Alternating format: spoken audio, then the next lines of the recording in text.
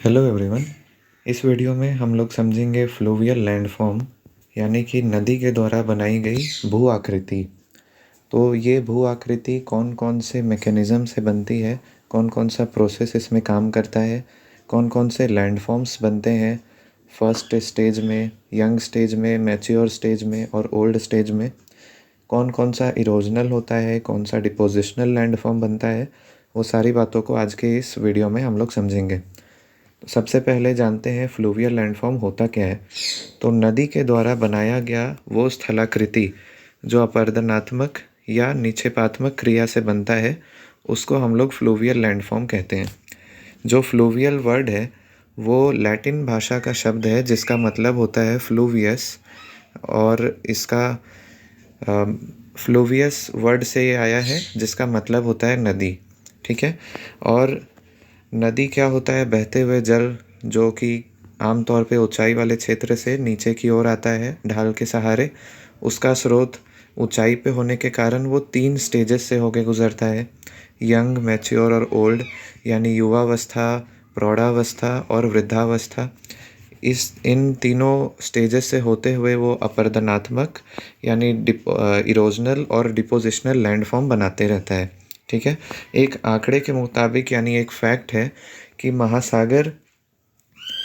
महासागरों में जितनी नदियाँ बहती हैं वो पृथ्वी की भूमि के सतह का लगभग 68% भाग बहा देती है।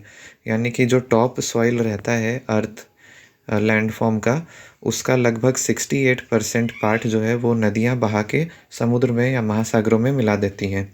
ठीक है। American geographer William Morris Davis जो थे उन्होंने अपना साइकिल ऑफ इरोजन दिया और उसमें उन्होंने बताया कि कौन कौन से स्टेजेस होते हैं किसी रिवर के। 3 स्टेजेस का उन्होंने जिक्र किया, यंग, ओल्ड और मैच्योर स्टेज, और इसमें कौन कौन सा लैंडफॉर्म बनेगा इसके बारे में थोड़ा बहुत बताया। ठीक है। अगर मेजर प्रोसेस का बात करें या फिर नदी जो स्थल रूप बनाता है उसका क्या प्रमुख प्रक्रिया है, तो उसमें पहला आ जाएगा कोरोजन, जिसको सॉल्यूशन भी कहते हैं, जिसमें जो केमिकल वेदरिंग होता है इसमें, मतलब यांत्रिक नहीं, रासायनिक रूप से जो पत्थर के अंदर जो मिनरल्स होते हैं वो या तो वाटर में डिज़ोल्व हो जाते हैं या फिर केमिकल रिएक्ट करके वो टूटते जाते हैं।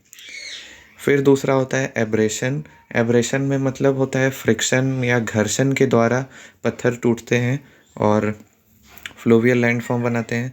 फिर होता है एट्रेशन। एट्रेशन का मतलब जब 2 पत्थर के टुकड़े या कंकड़ पत्थर आपस में टकरा के और महीन कण में बनते जाते हैं उसको कहते हैं सनी घर्षण। और अपरदन तो वही हो गया कि पत्थरों का अपने जगह पे टूटना और किसी एजेंट के द्वारा बहा के दूसरे स्थान पर ले जाना अपरदन कहलाता है। तो ये कुछ प्रोसेसेस हैं जिससे फ्लूवियल ब्रेकडाउन होता है या फिर नदियाँ अपने स्थल रूपों का निर्माण करती हैं। अब जो 3 स्टेजेस में नदियाँ अपने स्थल रूप का निर्माण करती है उसको समझते हैं। पहला स्टेज हो गया अपर स्टेज, यंगर स्टेज, या जिसको युवा अवस्था कहते हैं। इसमें ढाल काफ़ी अधिक होता है यानी स्लोप काफ़ी ज़्यादा होता है, जिसके कारण वेलोसिटी भी बढ़ जाता है और डाउनवर्ड कटिंग बढ़ जाता है। डाउनवर्ड कटिंग यानी कि वर्टिकल इरोजन बढ़ जाता है, लंबवत अपरदन का दर बहुत बढ़ जाता है, जिसके कारण जो निर्मित स्थलाकृति है वो कुछ इस प्रकार बनता है। वी शेप वैली, वी आकार की घाटी बन जाता है, जलप्रपात बन जाता है, उसके बाद पॉट होल यानी कि गड्ढे बन जाते हैं, और शिप्रिका भी बनती है। यानी कि ये होता है जैसे रिवर क्राफ्टिंग होता है, नदी में अचानक से जब पानी का वेग बढ़ जाता है तब उसको कहते हैं हम लोग रैपिड्स या छिप्रिका। इसमें बोट रेसिंग या फिर रिवर क्राफ्टिंग जैसी चीज़ें होती हैं। इसके बाद आता है मिडिल स्टेज या फिर प्रौढ़ावस्था, जिसमें स्लोप और वेलोसिटी ये सब जो है वो यंगर स्टेज से थोड़ा थोड़ा कम होते जाता है। और इसमें जो लैंडफॉर्म बनता है वो जो हमारा वी शेप का वैली बना था अब वो थोड़ा ब्रॉडन होगा, थोड़ा और चौड़ा होगा। इसी में गॉर्ज और कैनियन जैसे चीज़ें भी बनती हैं। मुख्य रूप से गॉर्ज बनता है इसमें। ठीक है। उसके बाद ऑक्सबो लेक का फॉर्मेशन इसमें होगा, मिएंडर का फॉर्मेशन होगा, और सीढ़ी नुमा संरचना यानी कि टेरेसेस का भी फॉर्मेशन होगा, सीढ़ी के जैसा लैंडफॉर्म हम लोग को देखने को मिलेगा। उसके बाद लोअर कोर्स की अगर बात करें तो नदी अपने वृद्धावस्था में या लास्ट स्टेज में, जिसमें उसका वेलोसिटी बहुत कम हो जाता है क्योंकि ढाल बहुत कम है। बहुत कम ढाल होने के कारण नदी जो है अब वो डिपोजिशन अधिक करती है और इरोजन बहुत कम करती है। तो इसलिए जो निर्मित स्थलाकृति है वो डेल्टा, बाढ़ का मैदान, एलुवियल फैन, एस्चुरी, ये सारी चीज़ें डिपॉजिट हो के बन जाती हैं।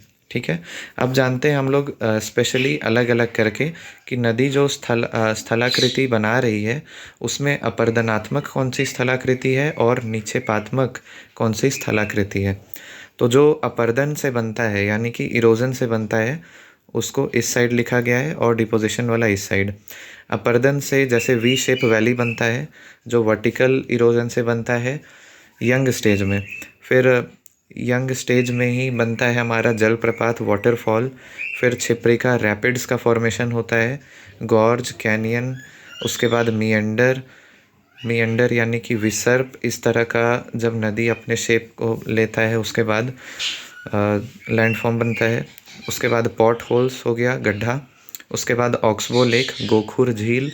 तो ये सारे जो हैं वो सब इरोजन से यानी कि अपर्दन के कारण नदी बनाती है।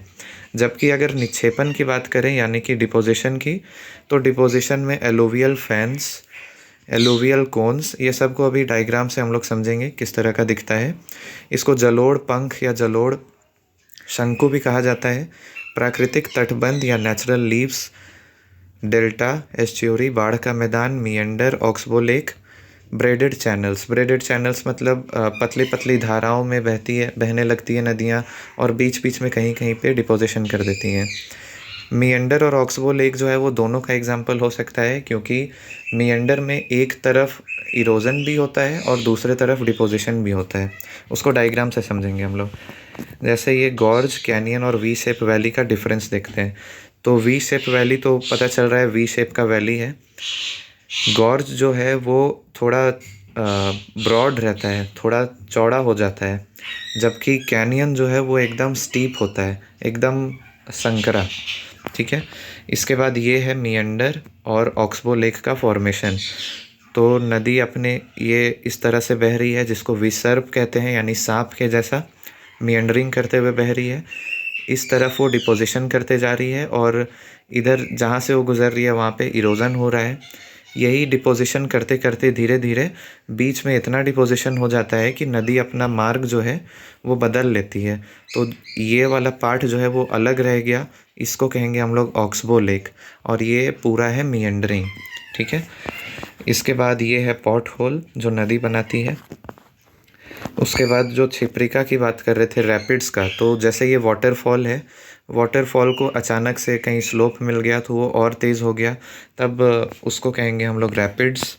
और ये है एलुवियल फैंस और एलुवियल कोन्स। ये जलोढ़ पंख है, जलोढ़ शंकु है जो कोन के जैसा डिपॉजिट जैसा जमा हो गया है, और उसके नीचे ये जो है ये डिपोजिशन को एलुवियल फैंस कहा जाता है, यानी कि ये फ़ैन के शेप में होता है। कोई पहाड़ी के नीचे इस तरह का जब नदी बहता है तो एक फ़ैन के शेप में डिपोजिशन कर देता है, इसलिए इसको एलुवियल फैन कहा जाता है। और ये हो गया हमारा ब्रेडेड चैनल्स मतलब नदी बह रहा है, बीच बीच में कहीं कहीं डिपोजिशन कर दिया है, तो इसको कहेंगे हम लोग ब्रेडेड चैनल्स।